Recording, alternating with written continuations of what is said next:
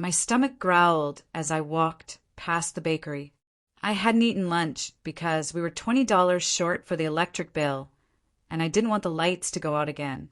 For 10 years, I had worked 2 jobs, nursing shifts by day and freelance bookkeeping by night, to support my husband, Mark, and his business ventures.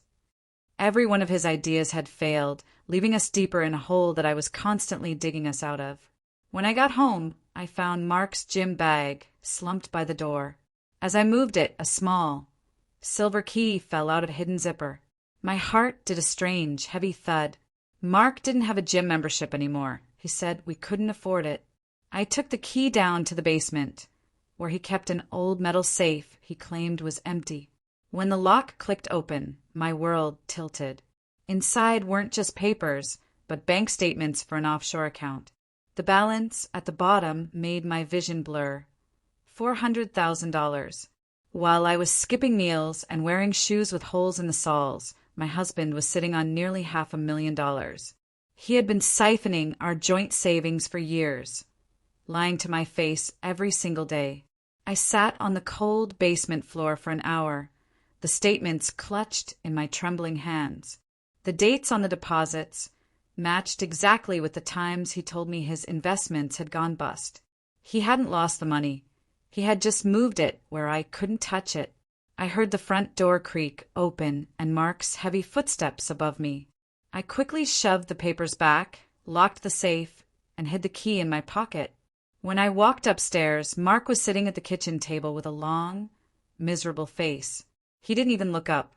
"The business needs another 5,000, Elena," he sighed, using that tired tone he knew made me feel guilty. "If we don't find it, everything we've worked for is gone." I looked at his expensive watch, the one he said was a gift from a client, and felt a boiling rage. But I didn't scream. I didn't cry. Instead, I forced a tearful, wobbly smile. "I don't have it, Mark. But I could sell my late mother's diamond necklace. It's the last thing I have of hers." He actually looked relieved. "You're a lifesaver," he said. At that moment, I knew the man I loved was a ghost. The next day, I didn't sell the necklace. Instead, I used a GPS tracking app one had quietly installed on Mark's phone weeks ago when I first got suspicious. He told me he was going on a business trip to meet a potential investor 3 hours away. I followed the signal to a luxury hotel that cost more per night than our monthly mortgage. I sat in my beat-up car in the parking lot, watching the entrance. After 20 minutes, Mark walked out. He wasn't wearing his usual, struggling businessman hoodie. He was in a tailored suit I had never seen before. Beside him was a young woman with perfectly styled hair and a designer dress. Her name was Chloe. I recognized her from his likes on social media. They sat at an outdoor table, laughing over a bottle of champagne that probably cost $300. I watched as Mark leaned in and whispered something that made her giggle. He reached across the table and touched her hand, promising her that soon they would be living in a penthouse and traveling the world. He was using our stolen life to buy a new one with her. I recorded everything on my phone, my heart turning into a block of ice. As I drove home, I thought about Mark's one true obsession.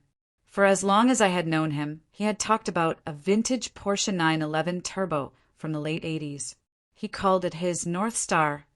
He had posters of it in the garage and followed every auction listing for one. He told me that once he made it big, that car would be the symbol of his success. A plan began to form in my mind, a plan so beautiful and cold that it almost made me shiver. If Mark wanted to play with big money and fast cars, I was going to give him exactly what he wanted. But I wasn't going to give it to him as a wife. I was going to give it to him as a predator. He thought he was the one in control because he held the secret bank account. But he didn't realize that I was the one who actually understood how to manage a budget. I decided right then that I would use his own stolen money to buy his dream, and then I would use that dream to destroy him. He wanted a life of luxury. I was going to make sure he paid for every second of it. I knew I couldn't do this alone. So I reached out to a woman I had helped years ago when I did the books for her law firm. Clara was known as a cutthroat attorney who specialized in high-asset divorces and corporate fraud. We met in a quiet coffee shop across town. When I showed her the bank statements and the photos of Mark with Chloe, her eyes sharpened.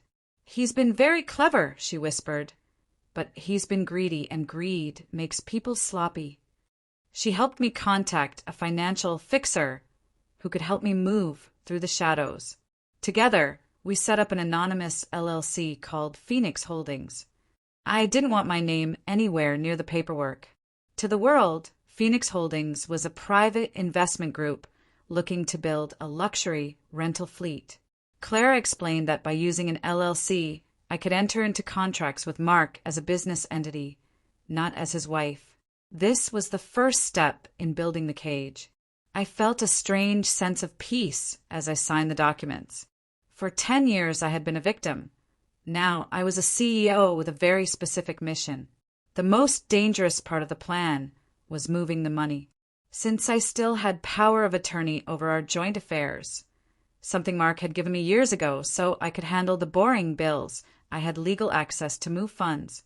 I discovered that Mark had linked his offshore account to a local shell company he used for his fake business. I waited until Mark was out of the house for a consultation with Chloe. With a few clicks, I initiated a transfer of the $400,000. I moved it into a high-risk recovery fund account that Mark had once mentioned to me as a potential investment. Then, from there, I moved it directly into the bank account of Phoenix Holdings. To anyone glancing at the records, it looked like Mark had finally made the big play he was always talking about. He was so arrogant and so busy trying to impress Chloe that he didn't check the balances every day. He assumed the money was safe because he thought I was too simple to ever find it. By the time the sun went down, the safe in the basement was legally empty and Phoenix Holdings was flush with cash. The trap was officially set. With the funds secured, I went hunting. I found a listing for a pristine, midnight blue 1988 Porsche 911 Turbo at an elite auction in a neighboring state. It was exactly the car Mark had described 1,000 times. I took a sick day from the hospital and flew out to see it. Standing in the auction house, surrounded by wealthy men in expensive suits, I felt invisible in my old cardigan. But when the bidding started, I didn't hesitate.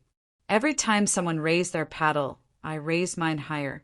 The room went quiet when the price hit $250,000. The auctioneer looked at me, surprised. I nodded firmly. "Sold to the lady in the front," he shouted, slamming the gavel. I walked to the back office and signed the deed. The car didn't belong to Mark, and it didn't belong to me as his wife. It belonged to Phoenix Holdings. As I ran my hand over the cool, smooth leather of the driver's seat, I felt a rush of power that was better than any drug. This car was a beautiful, shiny weapon. Mark had spent a decade making me feel small and poor. Now, I owned the one thing he valued more than our marriage. I needed a face for Phoenix Holdings, so I called my old friend Marcus. He was an actor who was currently out of work and owed me a favor. I dressed him in a sharp suit, gave him a professional-looking briefcase, and a business card that identified him as the senior brand manager for Phoenix Holdings. We did our research and found the business event Mark was attending. Marcus approached Mark at the bar, acting like a scout for a luxury lifestyle brand. "We've been looking for entrepreneurs with a specific look," Marcus told him, playing perfectly to Mark's ego. "We want to build a campaign around the modern success story.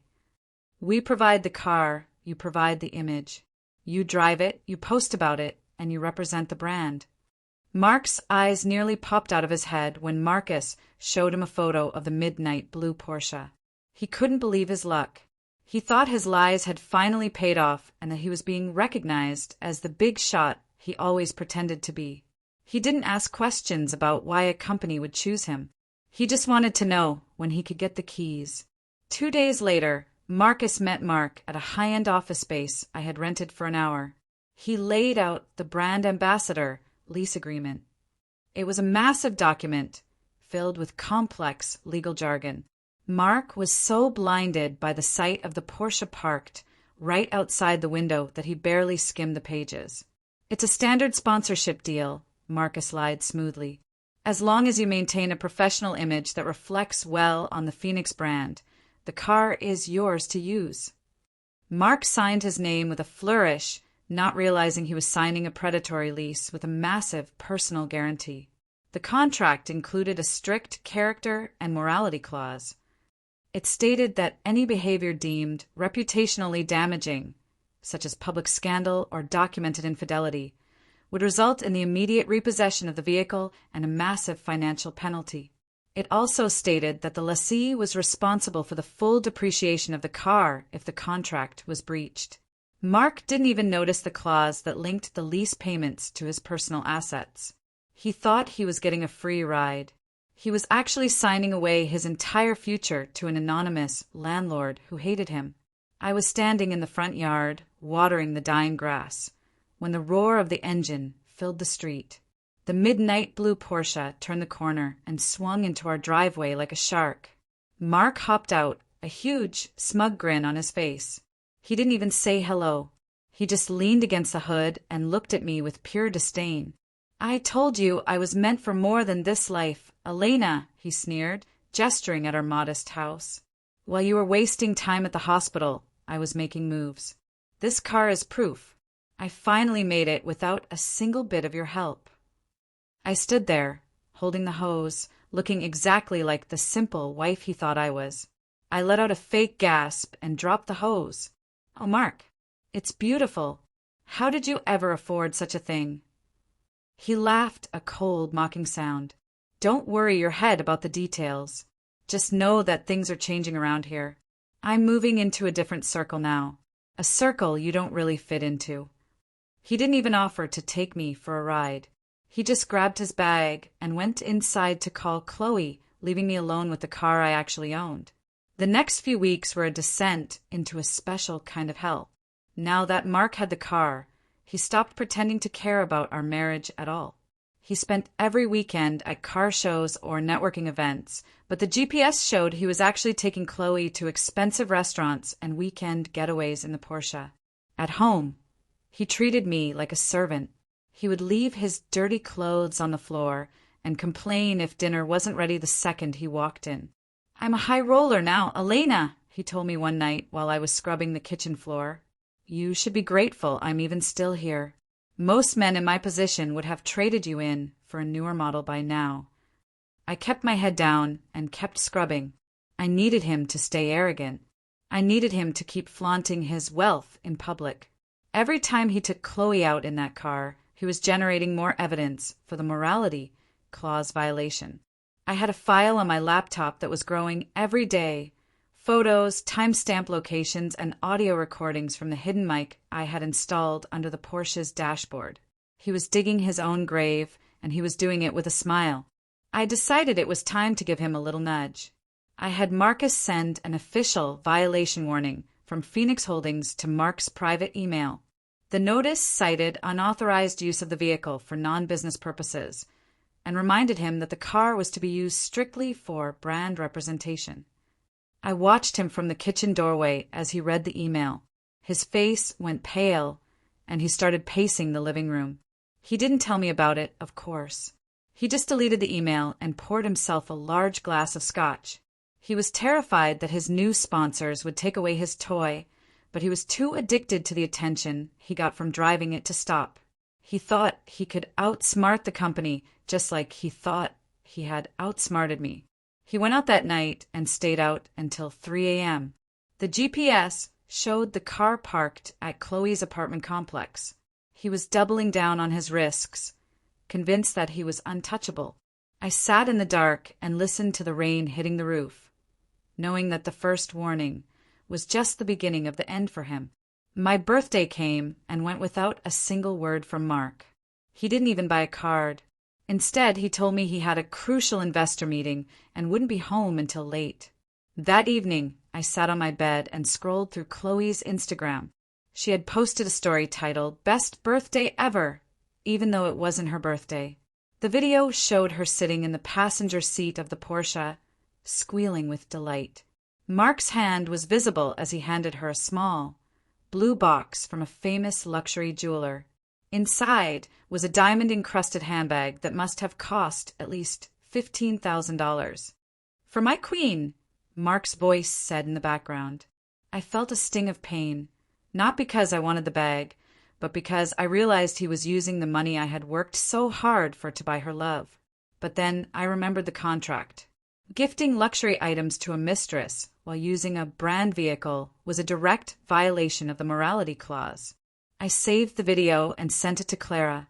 "We have everything we need," she texted back. The trap was ready to be sprung. While Mark was busy playing the part of a billionaire, I was quietly dismantling our life. Every day while he was at work, I moved small things, my jewelry, my important documents, and the few pieces of furniture I actually cared about to a small, sunlit apartment I had rented across town under the name of Phoenix Holdings. I worked with Clara to finalize the divorce filing. We made sure to include the fraudulent concealment of assets charge, backed up by the offshore account records I had recovered. I felt like a ghost in my own home, watching Mark walk through the rooms as if he owned them. He had no idea that the bed he slept in, the TV he watched, and even the clothes on his back were about to be stripped away. I felt a strange sense of mourning for the woman I used to be, the one who would have done anything to make him happy. That woman was dead, replaced by someone who was methodical, cold, and ready for justice. I looked at the sponsorship car in the driveway one last time and smiled. The countdown had reached 0. The night before I filed the papers, I sat in my car and listened to the live audio feed from the Porsche. Mark and Chloe were driving back from a club. They were both a little drunk, and Mark was bragging again. "The divorce is going to be easy," I heard him say, his voice thick with arrogance. "Elena is so clueless. She thinks we're broke. I'll give her the house, the mortgage is underwater anyway, and she'll be lucky if I give her enough for a bus pass. She'll have nothing but the debt, and I'll have the rest of the cash and this car. We'll be in the Mediterranean by summer." Chloe giggled and kissed him. "You're so smart, baby," she whispered. I turned off the feed and leaned my head against the steering wheel. He wasn't just leaving me, he was planning to ruin me. He wanted to leave me with nothing after I had given him a decade of my life. Any lingering guilt I felt about my plan vanished in that moment. Mark wasn't just a liar, he was a predator who viewed me as prey. But he had made a fatal mistake. He had underestimated the person who knew his secrets best. The next morning, I didn't go to work. I waited until Mark left in the Porsche. Then I met Clara at the courthouse. We filed for divorce and a temporary restraining order regarding our financial assets. Then I went to a local cafe and waited.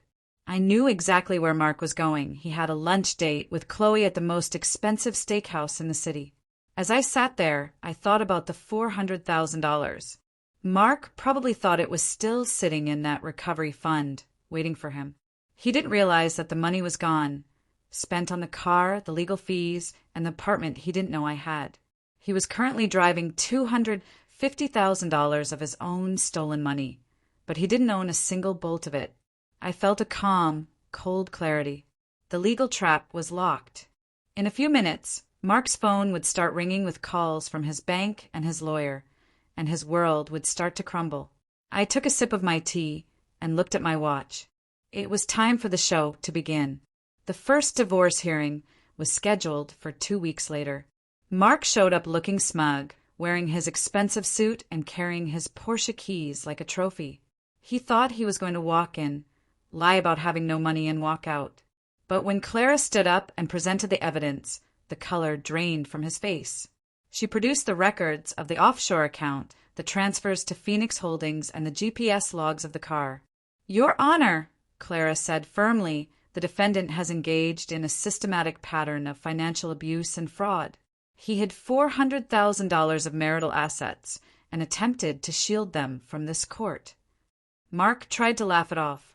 "That money was for a business investment," he shouted. "And I have a sponsorship for that car." Clara smiled thinly. "Actually, Mr. Davis, you don't have a sponsorship.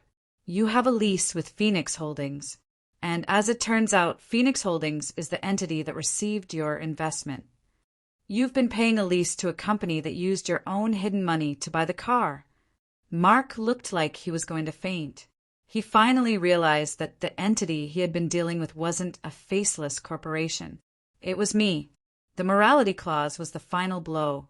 While Mark was at a fancy dinner with Chloe and her parents, trying to convince them he was a worthy suitor, I authorized the repossession. I sat in a car across the street and watched as the tow truck pulled up. The restaurant had floor-to-ceiling windows, so everyone inside had a perfect view.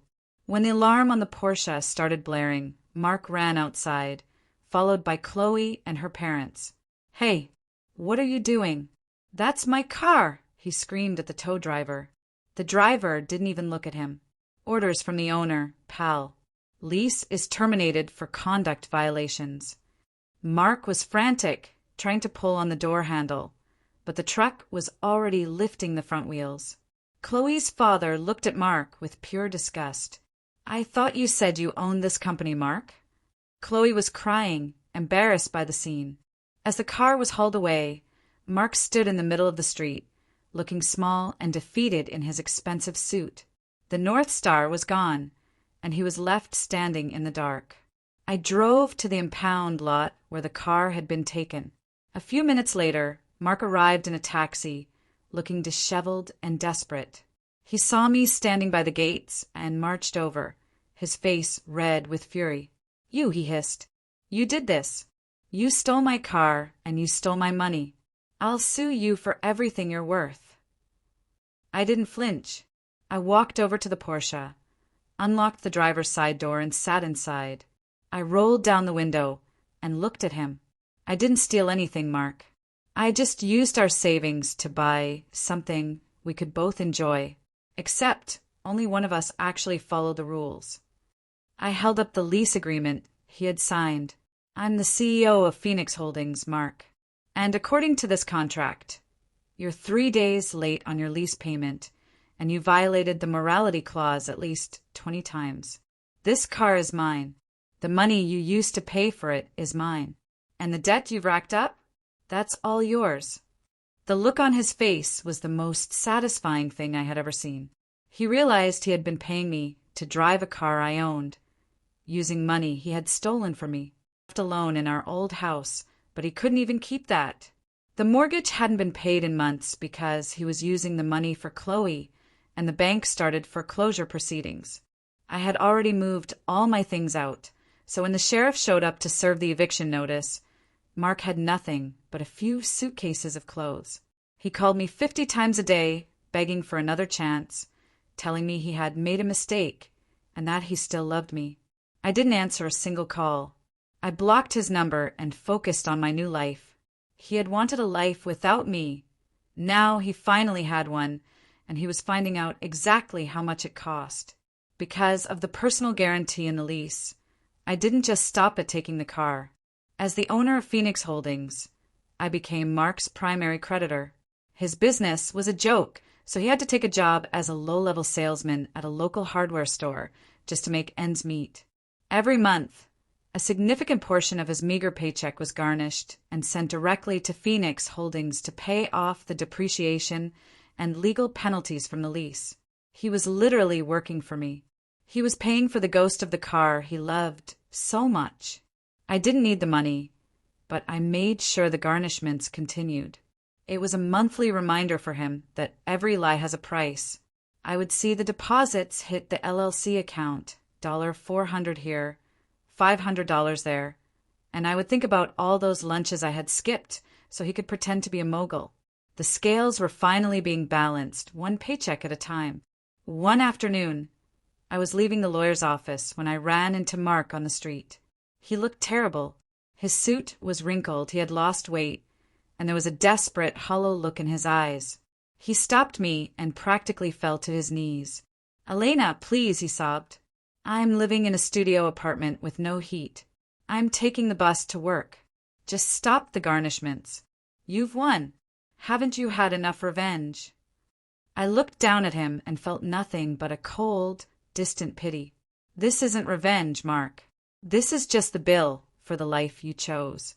I spent 10 years sacrificing everything for you while you were stealing from me. You asked me to sell my mother's necklace while you had $400,000 in the bank. I leaned in closer. I didn't steal your dream, Mark. I just made you pay for it. You wanted to be a high roller. Well, high rollers have to pay their debts. I walked away, leaving him crying on the sidewalk. He had finally understood that the most dangerous person in his life wasn't a business rival or a mistress. It was the wife he thought was too weak to fight back. I decided I didn't want the Porsche anymore. It was a beautiful car, but it was filled with too many bad memories. I sold it to a collector for $280,000, more than I had paid for it at the auction. I took the profits and the remaining money from the LLC and started a foundation called the Phoenix Project. It was a nonprofit designed to provide legal and financial assistance to women who were experiencing financial abuse in their marriages. My story went viral after a local news station did a segment on the foundation's launch. I was interviewed about my strategic exit, and the response was overwhelming. Thousands of women reached out, sharing their own stories of being gaslit and cheated out of their savings. I wasn't just a nurse or a bookkeeper anymore. I was a symbol of empowerment. I had taken the wreckage of my marriage and used it to build something that could actually help people. Mark's greed had unintentionally funded the salvation of hundreds of other women. It was the ultimate redemption. 6 months later, I was sitting at the airport, waiting for a flight to the Amalfi Coast for a solo vacation I had always dreamed of. I had a brand new SUV parked in the airport lot, something reliable, comfortable, and entirely mine. As I scrolled through my phone, I saw a familiar face in a local community group. It was a photo of Mark, looking exhausted, sitting on a city bus. The caption was a complaint about the bus being late. I felt a small, quiet smile touch my lips. He was still paying the monthly lease on a car he hadn't seen in months, and he would be paying it for a long time. My flight was called, and I stood up, feeling lighter than I had in a decade. I had survived the betrayal. I had reclaimed my power, and I had won on my own terms. As the plane took off and the city fell away beneath me, I knew that the ledger of lies was finally closed. I wasn't looking for a North Star anymore. I was my own light, and the road ahead was wide open and beautiful.